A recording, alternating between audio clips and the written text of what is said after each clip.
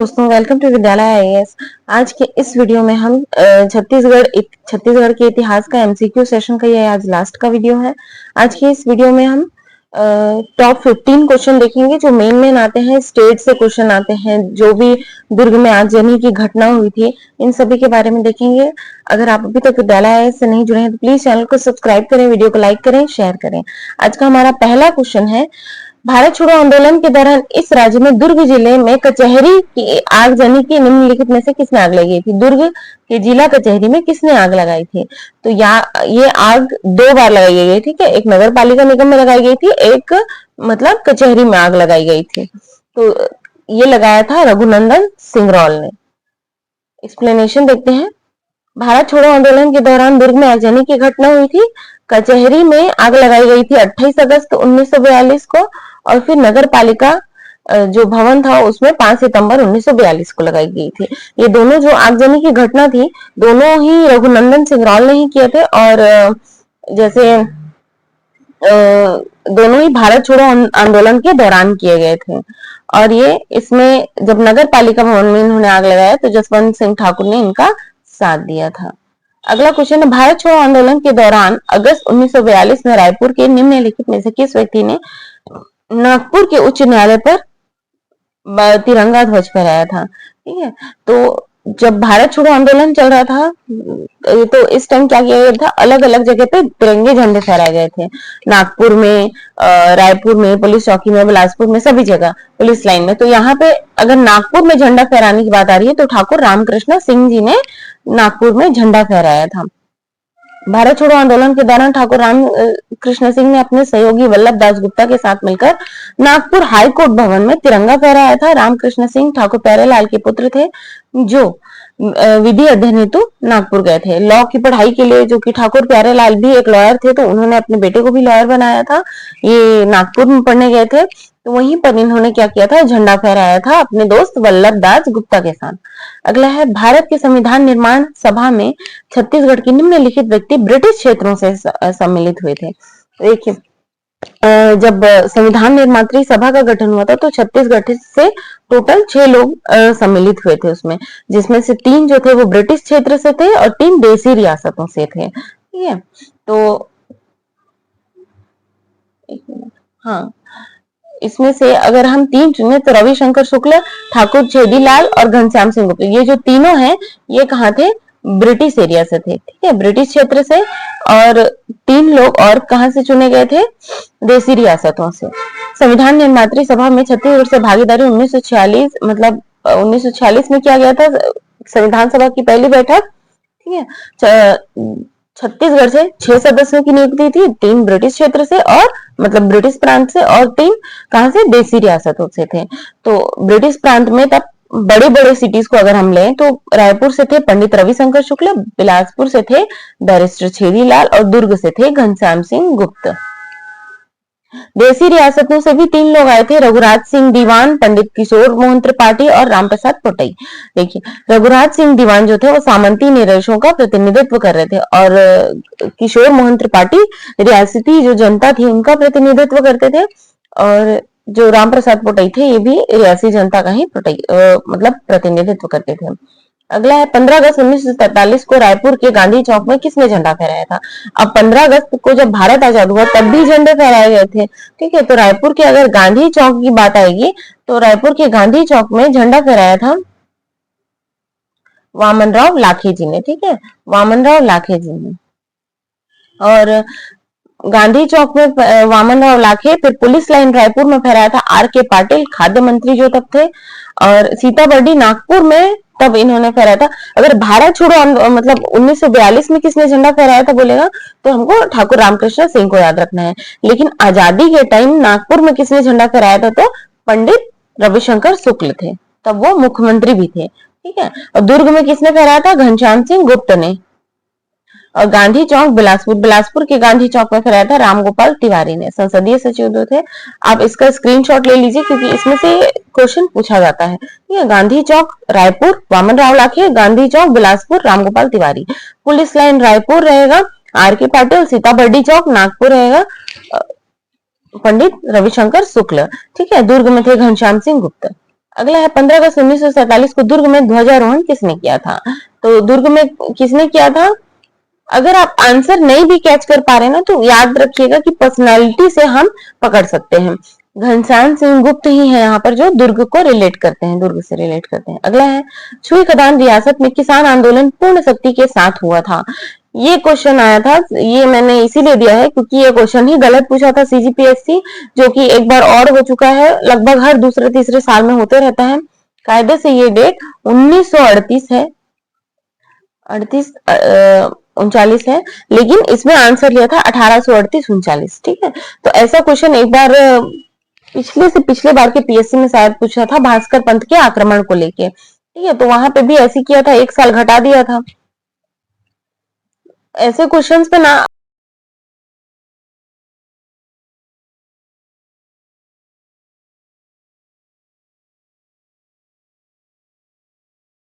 Sorry, अगर ये ऐसे केस में आंसर इसको ले सकता है, तो अगर ऐसा कोई क्वेश्चन भी आता है ना तो आप ये लास्ट के डिजिट मैच करके आंसर ले लेना।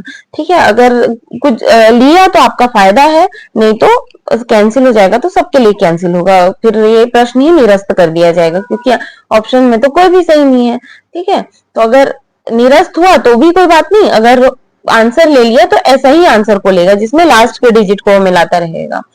क्योंकि ऐसा केस 2 बार हो चुका है। भास्कर पंत के आक्रमण को लेके क्वेश्चन आया था, मे बी सीजीपीएससी 2024 का क्वेश्चन रहा होगा ये, और ये था, ये भी उससे पहले का ही क्वेश्चन है, इसीलिए मैंने इस क्वेश्चन को डाला था ताकि मतलब अगर ऐसी कोई दुविधा आए डेट वाइज तो आप आंसर ले सकें।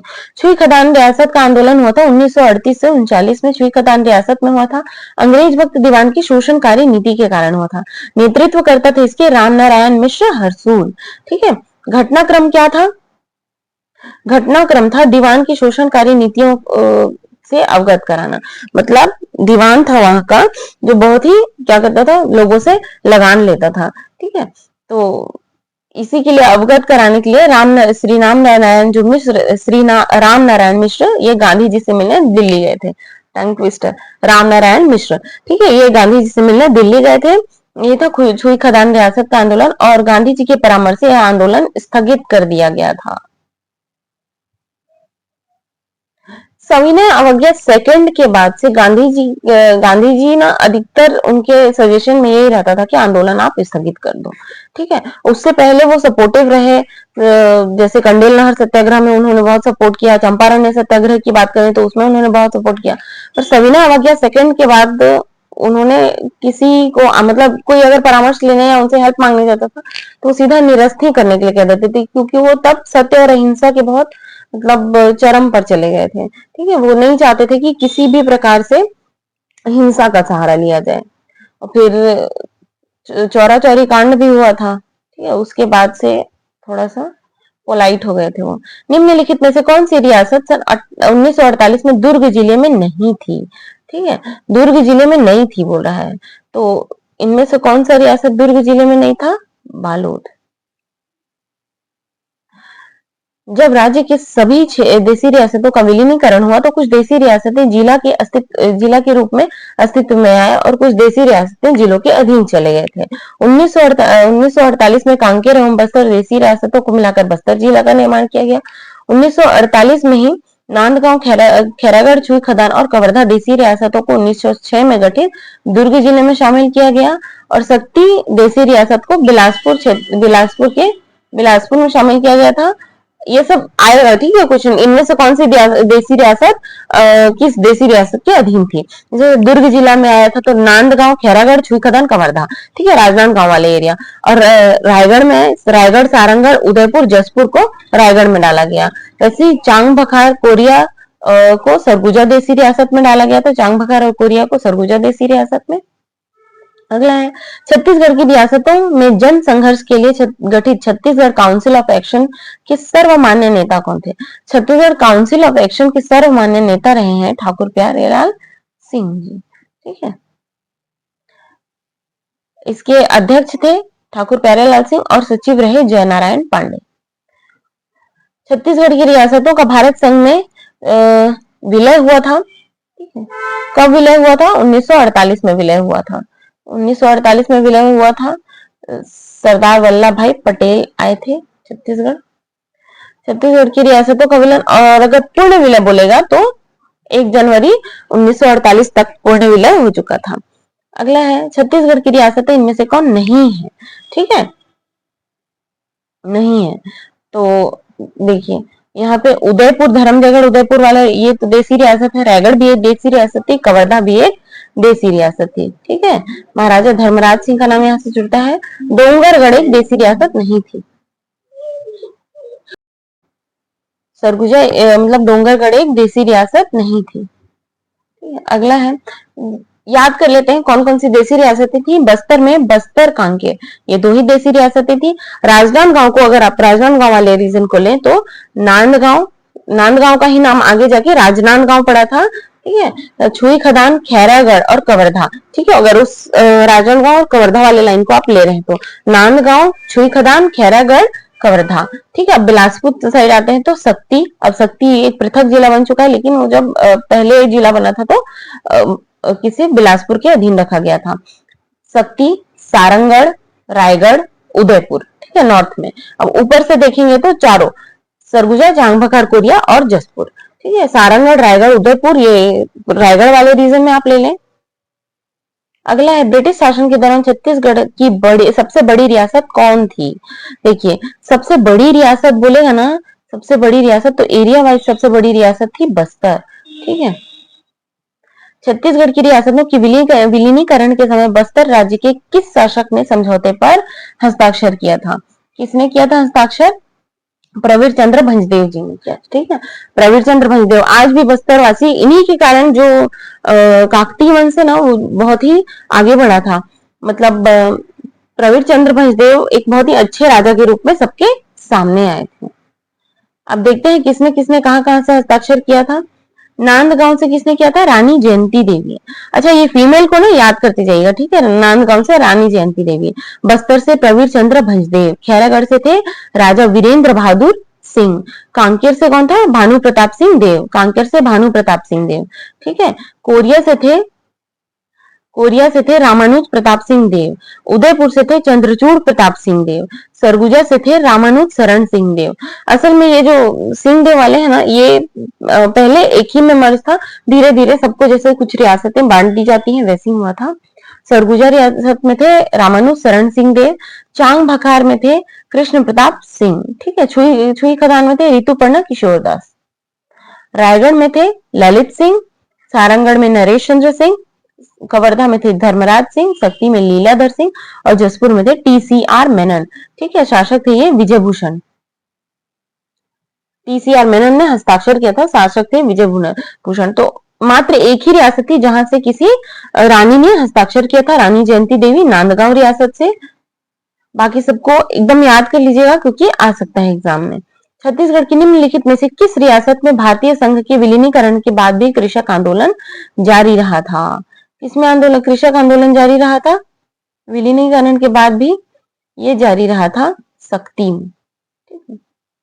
अगला है, मुदा जी भोसले के शासन के दौरान 1818 में जसपुर रियासत को किसके अंतर्गत लाया गया था?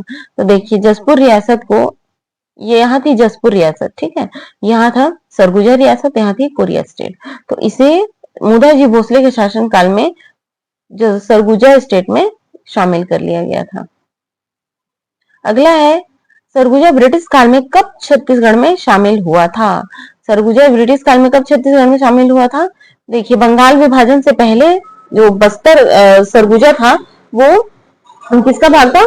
सरगुजा, मतलब ये जो सरगुजा वाला क्षेत्र है, कोरिया, झांग बखार, उदयपुर, ये सब ये तब छत्तीसगढ़ में शामिल नहीं था। ठीक है, पटना, सोनखोल ये सब शामिल थे। लेकिन क्या हुआ, 1905 में जब बंगाल विभाजन हुआ तो बंगाल का विभाजन कुछ ऐसा हुआ कि बंगाल को ईस्ट बंगाल और वेस्ट बंगाल में बांट दिया गया, और इसी के बाद ये जो सरगुजा क्षेत्र है ये ब्रिटिश मतलब 1905 में छत्तीसगढ़ में शामिल किया गया था। ठीक है, 5 रियासतें थी, पटना, सोनपुर, रायखोल, बामरा, कालाहांडी, ये बंगाल प्रांत में शामिल हो गए जो पहले छत्तीसगढ़ का हिस्सा थी। कोरिया, चांगबखार, उदयपुर, सरगुजा और जशपुर इसको छत्तीसगढ़ वाले क्षेत्र में शामिल कर लिया गया था। तो अगर आज का एमसीक्यू सेशन यहीं तक था, आई होप आपने जितने भी हिस्ट्री के मैंने एमसीक्यूज डाले हैं सब आप अच्छे से पढ़ लीजिएगा, और कोई समझ भी नहीं आए तो कमेंट में जरूर पूछिएगा। और आपको ये वीडियो अच्छा लगा तो प्लीज चैनल को सब्सक्राइब करें, वीडियो को लाइक करें, शेयर करें। Thank you for watching. आगे हम पंचायती राज की क्लासेस करने वाले हैं, तो एमसीक्यू सेशन में बने रहिएगा, वो क्लासेस भी बहुत जरूरी होंगी।